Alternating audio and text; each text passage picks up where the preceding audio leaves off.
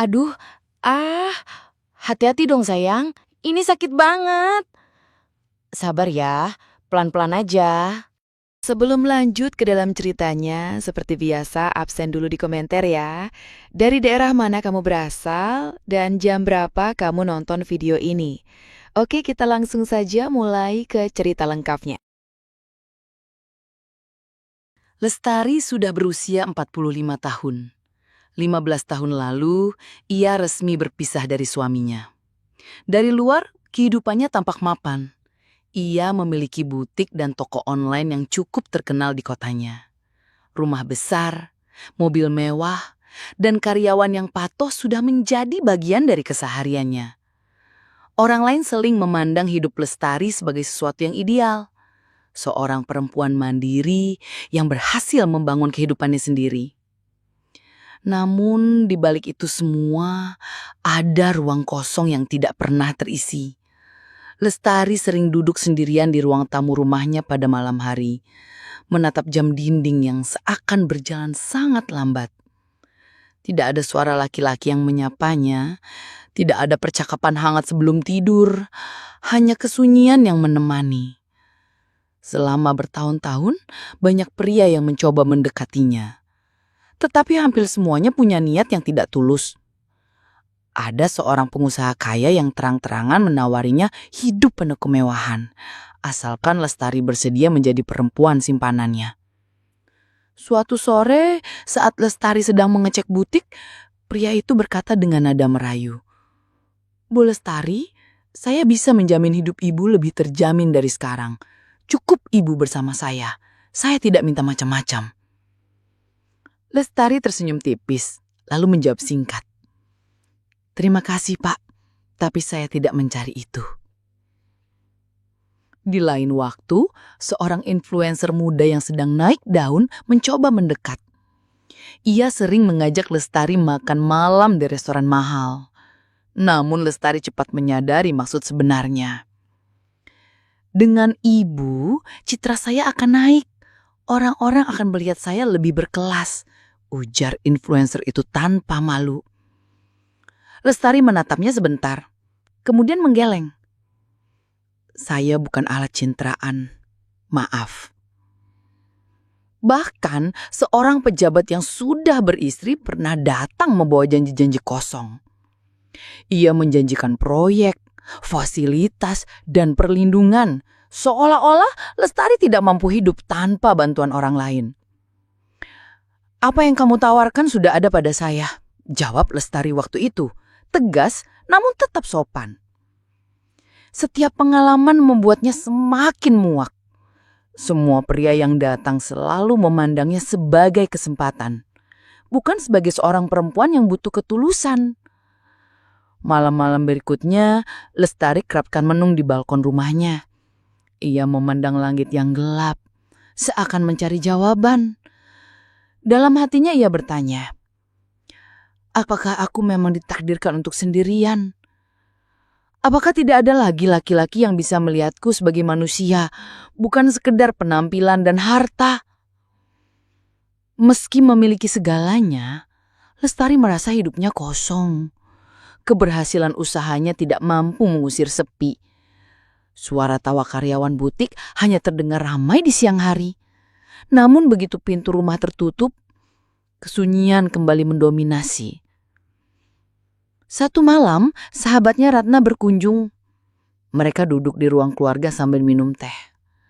Ratna yang sudah mengenal Lestari sejak lama bisa melihat jelas kegelisahan itu. "Tar, kamu ini punya segalanya, tapi kenapa wajahmu sering murung?" tanya Ratna hati-hati. "Aku capek, Nak. Semua laki-laki yang datang selalu punya maksud. Ada yang ingin hartaku, ada yang sekedar mencari status. Tidak ada yang benar-benar tulus." Ratna menatapnya penuh simpati. "Mungkin kamu terlalu hati-hati, tapi aku paham kamu hanya ingin yang sederhana, laki-laki yang benar-benar mencintaimu." Lestari terdiam. Kata-kata itu terasa tepat.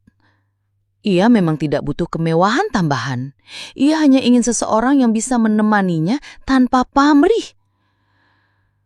Namun waktu terus berjalan, usianya bertambah, dan pandangan orang terhadap janda seusianya seringkali merendahkan. Ada yang sinis, ada yang sekedar bergosip. Semua itu membuat Lestari semakin menutup diri. Walaupun dalam hatinya ia masih berharap. Malam itu, setelah Ratna pulang, Lestari kembali duduk sendiri di ruang tamu. Televisi menyala tapi ia tidak benar-benar memperhatikan. Hanya ada satu pertanyaan yang berputar di benaknya. Sampai kapan aku harus hidup begini? Dan pada saat itulah, tanpa ia ketahui, hidupnya sebentar lagi akan berubah. Sebuah pertemuan tak terduga menunggu di depan.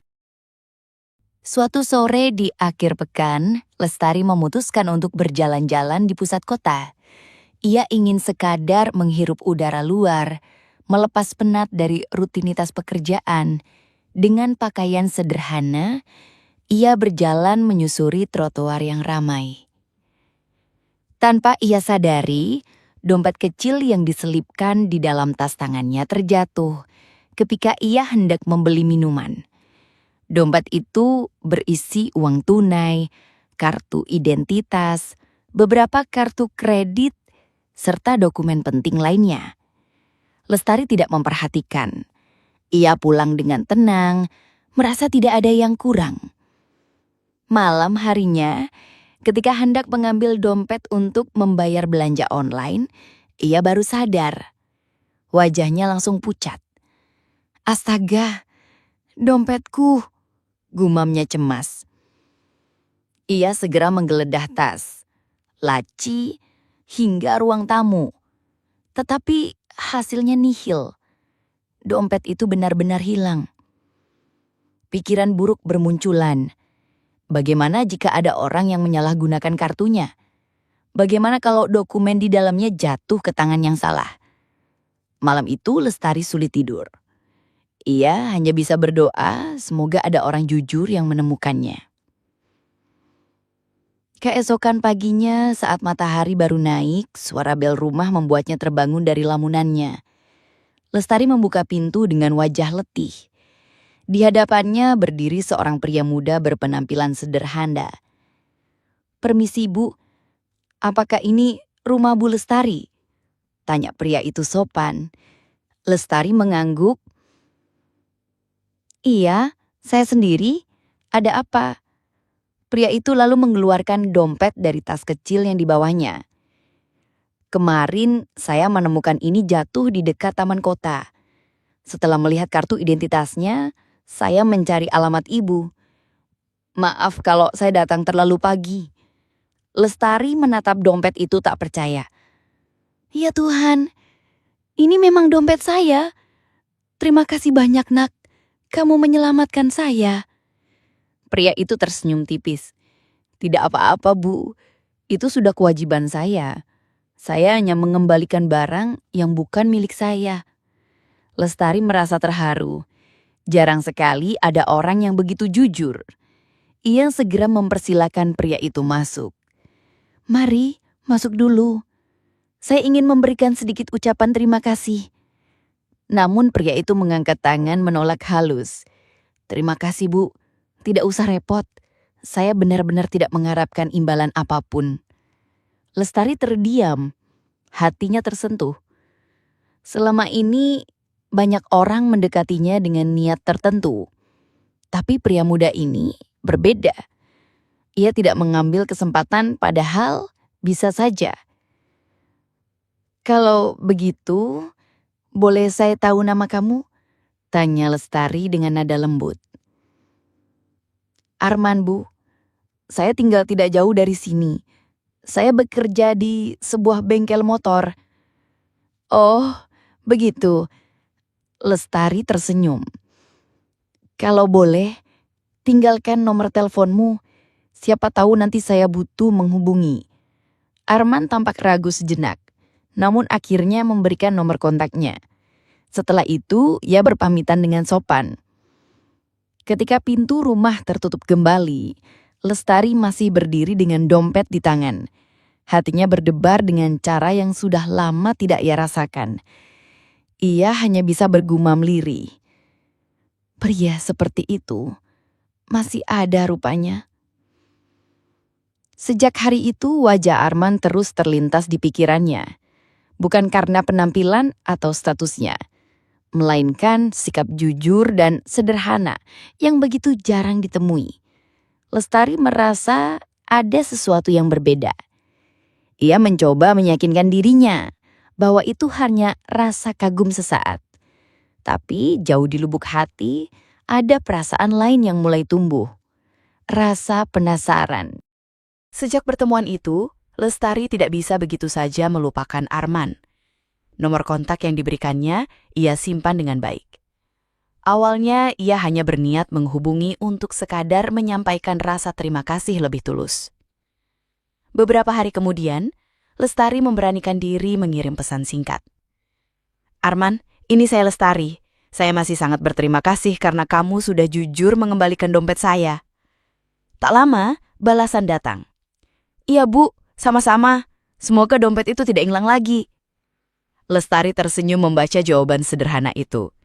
Dari situlah percakapan ringan mulai terjalin. Awalnya jarang, hanya sekadar sapaan singkat. Namun perlahan semakin sering. Arman, kamu sudah makan? Tanya Lestari suatu malam lewat pesan. Sudah Bu, tadi makan di warung dekat bengkel. Jawab Arman. Jawaban yang polos membuat Lestari merasa aneh tapi hangat. Ia mulai terbiasa menunggu balasan pesan itu setiap hari. Beberapa minggu kemudian, Lestari memberanikan diri mengajak Arman bertemu.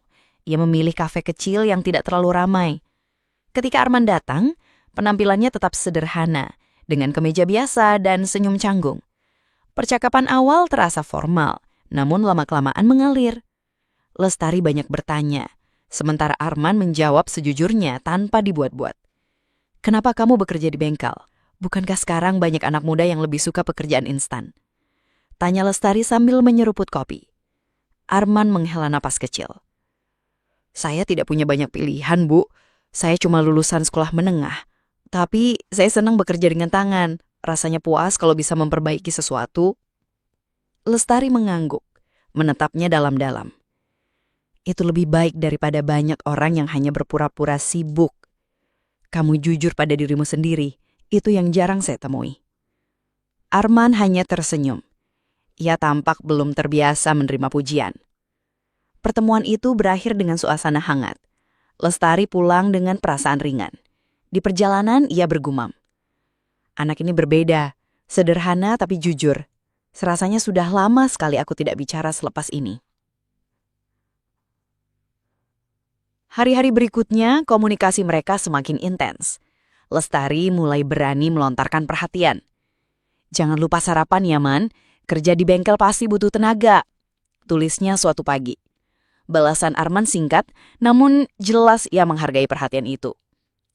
Iya, Bu. Terima kasih sudah mengingatkan. Semakin lama, pesan Lestari tidak lagi terdengar seperti formalitas. Ada nada lebih hangat, kadang diselingi candaan. Arman sempat merasa risih, khawatir dianggap salah paham. Suatu malam, ia menulis. Bu, saya takut salah mengartikan perhatian Ibu. Saya ini orang biasa. Takutnya Ibu kecewa. Jawaban itu membuat Arman terdiam lama. Ia tidak tahu harus merasa lega atau justru semakin bingung. Tetapi ia tidak tega menolak apalagi melihat betapa sepianya Lestari. Seiring waktu, hubungan itu berkembang. Lestari kerap mencari alasan untuk menghubungi Arman. Kadang ia bertanya hal kecil, kadang sekadar menyapa saja. Hingga suatu sore ia kembali mengajaknya bertemu. Kamu bisa temani saya sebentar di kafe besok? Saya ingin ngobrol lagi, kata Lestari lewat pesan. Saya tampak bimbang, tapi akhirnya mengiyakan.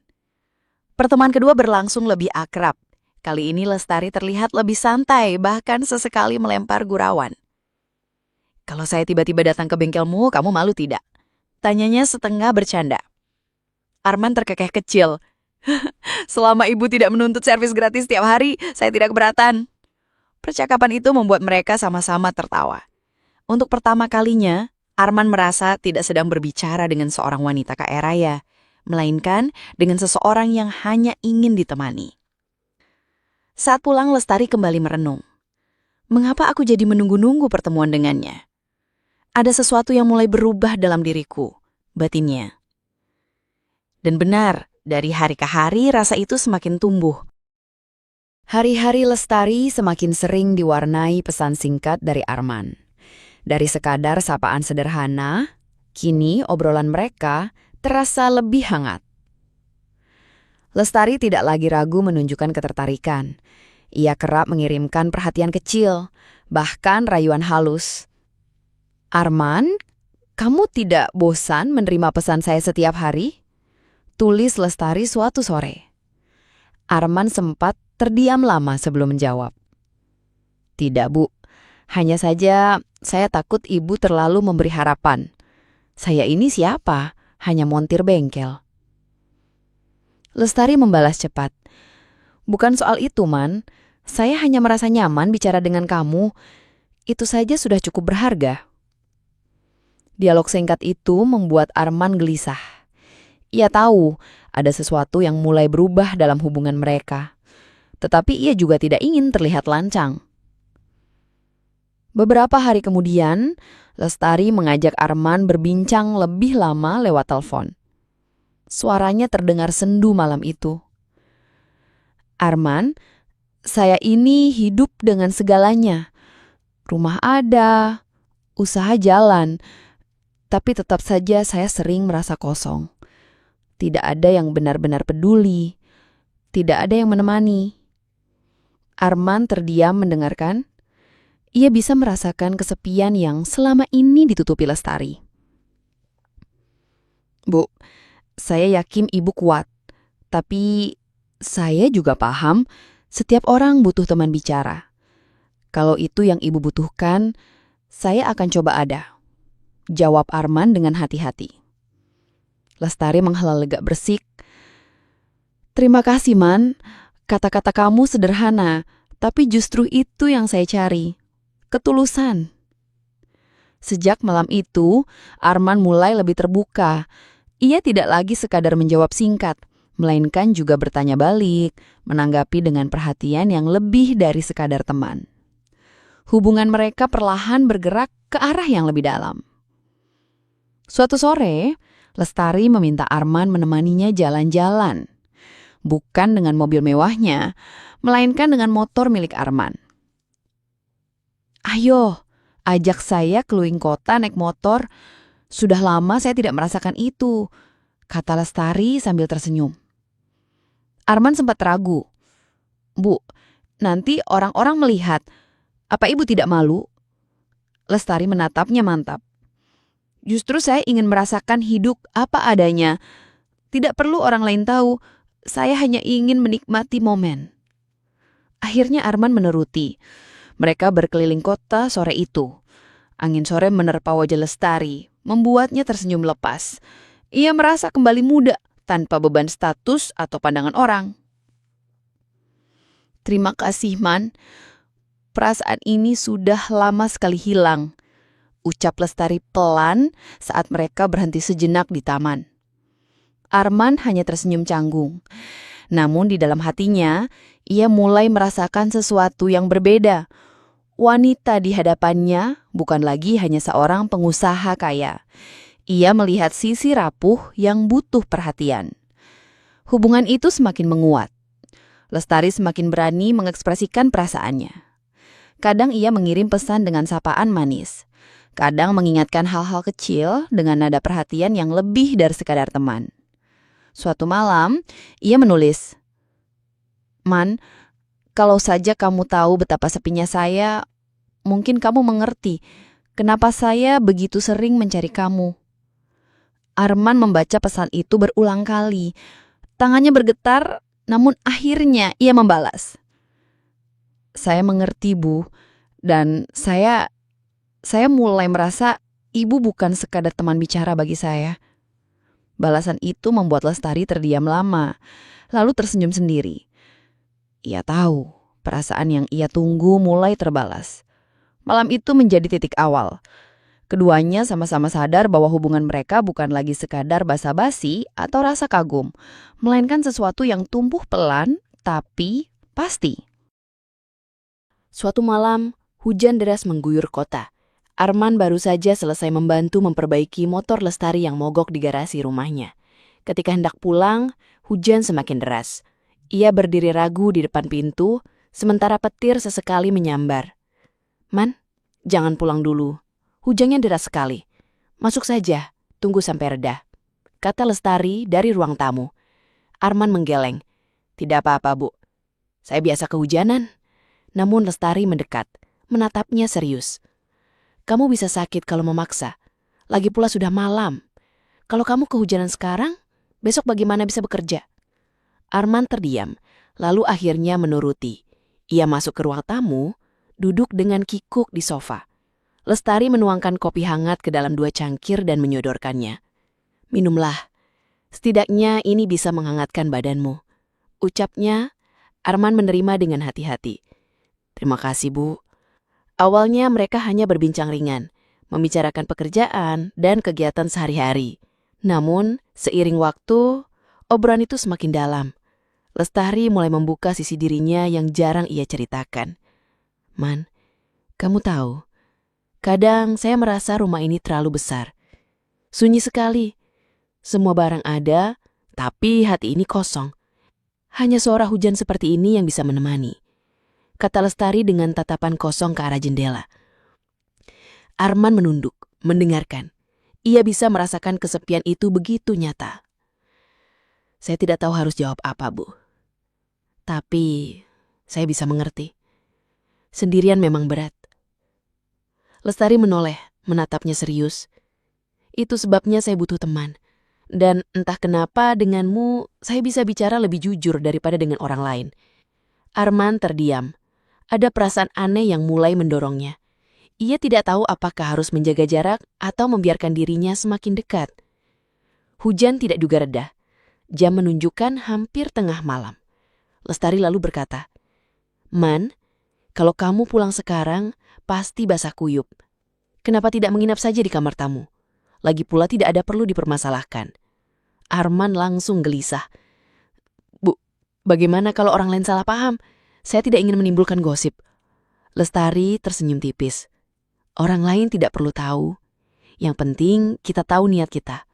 Kamu hanya menunggu hujan reda, tidak lebih." Kata-kata itu menenangkan Arman.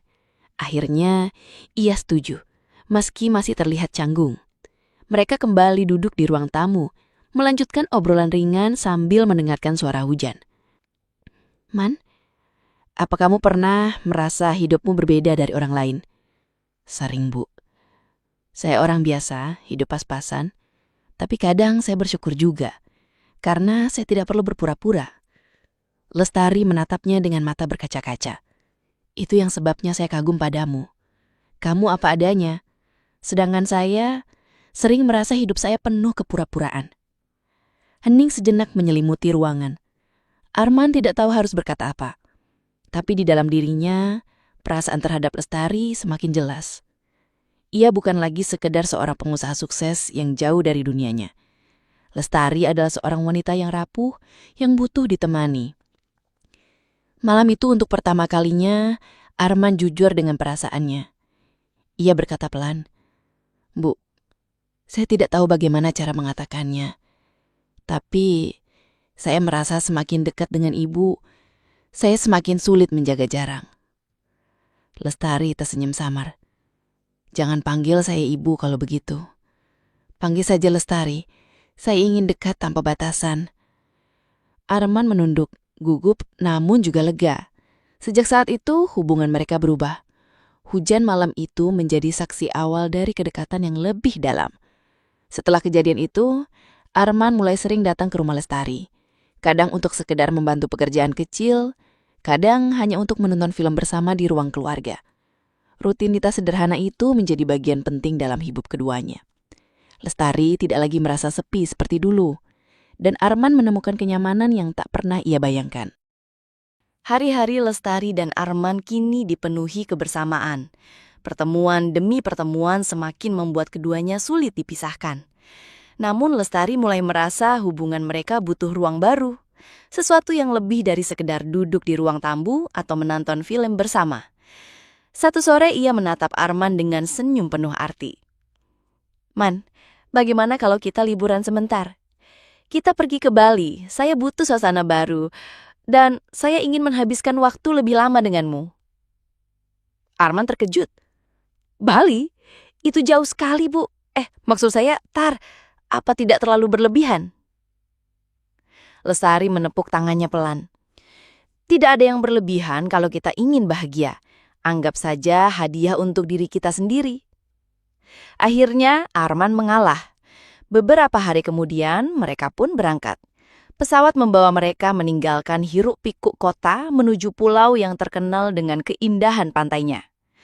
Sesampainya di Bali, Lestari menyewa sebuah villa yang tenang tidak jauh dari pantai.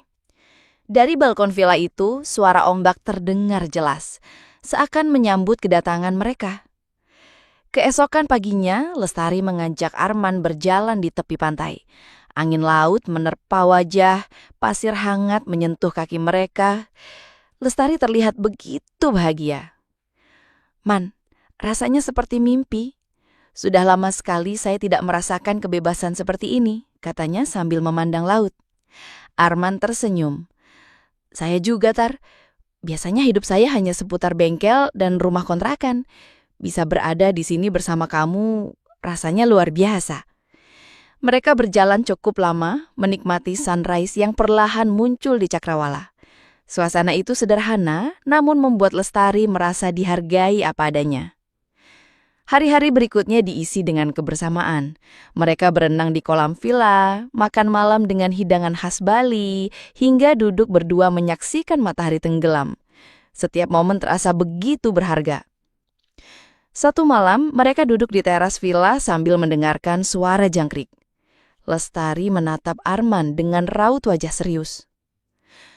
Man, boleh saya jujur? Tanyanya. Tentu, katakan saja. Saya tidak menyangka akan menemukan seseorang sepertimu. Bukan karena kamu muda, tapi karena kamu tulus. Kamu tidak peduli pada status saya, tidak peduli pada harta saya. Kamu membuat saya merasa hidup kembali. Arman terdiam, lalu menatap Lestari penuh kesungguhan. Saya juga tidak pernah menyangka bisa dekat dengan wanita sepertimu. Awalnya saya hanya ingin mengembalikan dompet itu. Tapi entah bagaimana, sekarang saya tidak bisa membayangkan hidup tanpa kamu. Lestari tersenyum, matanya berkaca-kaca. Itu artinya kamu mencintai saya. Arman mengangguk. Iya, saya mencintaimu. Dengan segala keterbatasan saya ingin bersama kamu. Perasaan itu akhirnya terucap dengan jelas. Keduanya tidak lagi menutupi apa yang mereka rasakan. Keesokan harinya mereka kembali berjalan menyusuri pantai, kali ini dengan hati yang jauh lebih ringan. Lestari menggenggam tangan Arman tanpa ragu. Ia tidak peduli pada perbedaan usia, status, atau pandangan orang lain. Yang ia tahu, ia telah menemukan cinta yang selama ini dicari. Man, saya ingin ini tidak berakhir. Saya ingin setiap hari bisa seperti ini, ujar Lestari pelan. Arman menatapnya penuh keyakinan. Kalau kita berjuang bersama, saya percaya kita bisa menjaganya selamanya. Liburan itu menjadi titik penting dalam hubungan mereka. Bali bukan sekedar tempat wisata, melainkan saksi bagaimana perasaan mereka tumbuh menjadi cinta yang tulus. Lestari merasa keputusannya benar. Untuk pertama kalinya dalam hidup setelah bertahun-tahun kesepian, ia yakin ia telah menemukan pasangan yang benar-benar ia butuhkan. Sepulang dari Bali, hubungan Lestari dan Arman semakin erat. Suatu sore, ketika mereka duduk di ruang tamu rumah Lestari, wanita itu memberanikan diri membuka pembicaraan. Man, saya sudah lama memikirkan ini. Saya tidak ingin hubungan kita hanya berjalan di tempat. Saya ingin kita menikah. Arman menatapnya kaget. Menikah? Kamu yakin? Kita berbeda usia jauh sekali. Belum lagi keluarga saya. Saya tidak tahu apakah mereka bisa menerima. Lestari menghela napas. Saya tahu ini tidak mudah, tapi kalau kita hanya memikirkan pandangan orang, kita tidak akan pernah bahagia. Saya ingin hidup tenang bersamamu, tanpa harus sembunyi-sembunyi. Arman terdiam, hatinya diliputi keraguan. Tapi di sisi lain, ia sadar betapa tulus perasaan mereka. Setelah berpikir cukup lama, ia mengangguk. Baik, Tar, kalau kamu serius, saya juga siap. Kita hadapi semuanya bersama. Beberapa hari kemudian, Arman memberanikan diri pulang ke kampungnya untuk menemui orang tuanya. Dengan suara bergetar, ia menyampaikan niatnya. Pak, Bu, saya ingin menikah dengan Lestari. Dia lebih tua dari saya, memang, tapi dia orang baik. Dia tulus mencintai saya. Ayahnya mengerutkan kening. Arman, kamu masih muda. Kenapa harus dengan janda yang jauh lebih tua? Kamu tidak takut hidupmu jadi bahan omongan? Ibunya menambahkan, Nak, kami ingin kamu bahagia. Tapi apa kamu yakin dia tidak hanya mengandalkan hartanya untuk membuatmu nyaman? Arman menunduk sejenak, lalu berkata tegas. Saya tidak melihat harta, Bu. Saya sudah lama kenal dia. Justru dia membuat saya merasa dihargai. Saya yakin bisa bahagia bersamanya. Suasana menjadi hening. Meski belum mendapat restu penuh, Arman tidak menyerah. Di sisi lain, Lestari pun harus berhadapan dengan keluarganya sendiri. Suatu malam, ia mengumpulkan adiknya dan beberapa kerabat dekat. Aku ingin jujur, aku akan menikah dengan Arman. Adiknya terkejut. Kak, apa kamu tidak salah? Dia masih muda, apa dia tidak akan menyesal nanti? Lestari menatap tegas. Aku sudah melewati banyak hal dalam hidup. Aku tahu siapa yang tulus padaku, dan Arman adalah orang itu. Aku tidak peduli omongan orang, aku hanya ingin bahagia. Perlahan kerabatnya mulai luluh. Mereka melihat keseriusan Dinata Lestari, sesuatu yang sudah lama hilang sejak perceraiannya dulu. Akhirnya dengan perjuangan panjang, restu dari kedua belah pihak pun didapat, meski tidak sepenuhnya mulus. Mereka memutuskan untuk menggelar pernikahan sederhana hanya dihadiri keluarga dan sahabat dekat. Hari itu pun tiba. Lestari tampil anggun dengan kebaya sederhana, sementara Arman mengenakan jas hitam. Tidak ada kemewahan berlebihan, tapi senyum bahagia di wajah mereka lebih dari cukup. Saat ijab kabul diucapkan, Lestari meneteskan air mata. Perjalanan panjang dari rasa sepi, keraguan, hingga keberanian untuk mencintai kembali akhirnya terbayar. Man, terima kasih karena kamu sudah berjuang bersamaku. Setelah menikah, kehidupan mereka berjalan semakin baik. Arman ikut membantu mengelola bisnis butik dan toko online milik Lestari. Dengan ide-ide segar dari Arman, usaha itu berkembang lebih pesat. Lestari merasa usahanya kini tidak hanya menjadi sumber penghasilan, tetapi juga simbol kerjasama mereka. Tetangga dan orang-orang yang dulu mencibir, perlahan mulai diam, melihat kebahagiaan yang nyata dari pasangan ini. Waktu membuktikan bahwa cinta tidak mengenal usia maupun status. Di suatu sore, ketika mereka duduk di teras rumah menikmati teh hangat, Lestari berkata pelan, Aku pernah merasa hidupku akan berakhir dalam kesepian, tapi ternyata Tuhan masih memberiku kesempatan untuk bahagia. Arman tersenyum hangat.